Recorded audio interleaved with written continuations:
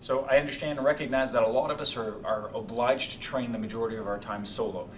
So we need some drills that are going to help us feel really comfortable with the Karambit. So one of the cheapest phone sort of training items I can recommend to you is a phone book wrapped in a few layers of duct tape. We can use it for so much stuff. In this case, one of the first things we're going to use it for is grip testing. So in that ice pick grip, all we want to do is get that Karambit comfortably aligned, and all we're going to do is lean. We can use our second hand if we wish in a slight push-up position. And what you're going to learn right away is where that Karambit wants to fail, how your hand wants to come down. And in fighting that, in gripping down with your pinky, pushing the meat of your hand in, you are in effect learning the exact position we need in our hand for good alignment for the Karambit. As we express repeatedly, the sort of alignment you use for a 2-knuckle punch or a 3-knuckle punch or a Karambit are all slightly different. A 2-knuckle punch would be all right for providing a ring shot. A 3-knuckle punch will really miss the majority of the ring and not really do much with the blade. And if you really intend to attack with that spike, with that crescent, you need to really be jabbing that primarily first and then ripping. So there's slightly different sensitivities, and it's all right to understand that cognitively, but you need to internalize that in your body. So you cannot overtrain this. Get used to it, get strong in your alignment. Feel, does your thumb prefer being up? Does it prefer being back? Does it prefer being on the side? Practice your grips with both hands in both orthodox and ice pick grip, right? So that we see exactly how that strength is sort of aligned in the hand naturally. Similarly, when we get into flicking hits, the same kind of approach can be used. If we have this sort of book in front of us from a kneeling position or placing it on a ledge, we want to look at whipping. And when we whip, the common mistake is that people sort of arrive with the height of their hand too soon. So just having this casual preparation is everything, because it tells you exactly when the crescent of the blade is touching.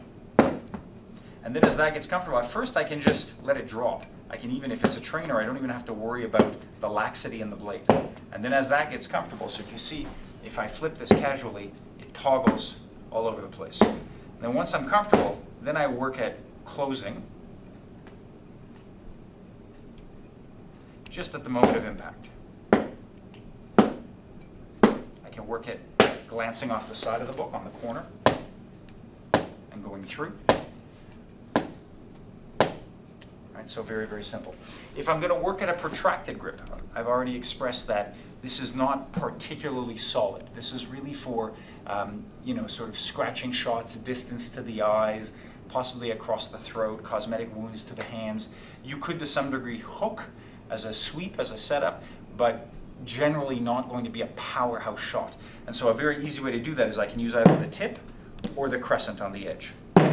The tip, and I want to see that if I just keep that in that sort of V or W grip with my index, my middle finger, and my thumb compressing it on either side, I can't really hit very hard with muscle. I have to rely on the whip, right? The whipping action. That's what's going to give me the bulk of the power. And similarly, the whipping action here, whipping and hooking, which is significantly strong, but not going to be a finishing shot. This kind of work is so important to let the subconscious body internalize the limitation and the utility of the strike. When I see people teaching, slicing there and slicing back as if this simple little crescent action is going to disembowel somebody, I doubt that a really sharp blade, even with good weight, is going to do very much to cause, to cloth, to snag and rip through the cloth. It's certainly not going to get through fat, dense muscle tissue getting into organ. This is not a power shot. So when you see people teaching this as some kind of incapacitating, troughing rip, use your common sense. Get back, pressure test it this simply, and you'll know right away. And again, understanding it cognitively and understanding it kinesthetically in your body, world of difference. And the kinesthetic understanding only comes from repetition. So tape yourself up a phone book, or just rip it up if you don't need it, and see what happens.